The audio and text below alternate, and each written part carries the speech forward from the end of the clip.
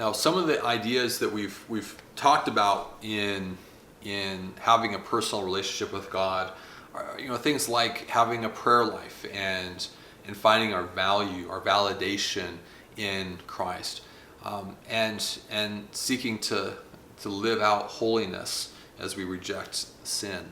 Like so many of these other things in our life are interconnected with this idea of abiding with the Lord.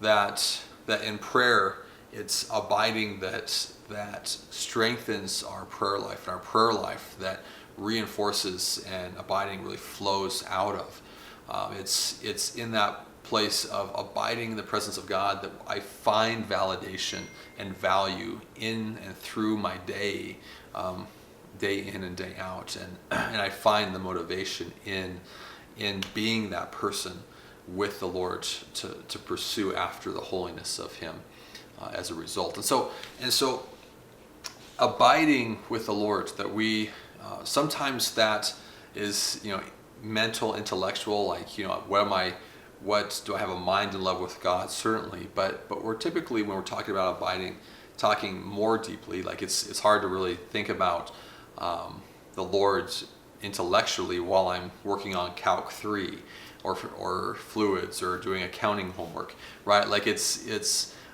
not just that; it's something deeper in us, that our spirit, the presence of God can be with us. We can practice the presence of God day in and day out, that we can have a relationship with God that is never ceasing, really.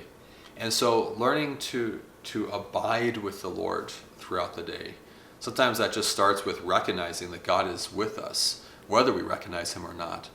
But growing in that sense of appreciation and recognition and experience of His presence as a result. And so in our discipleship, really this is power.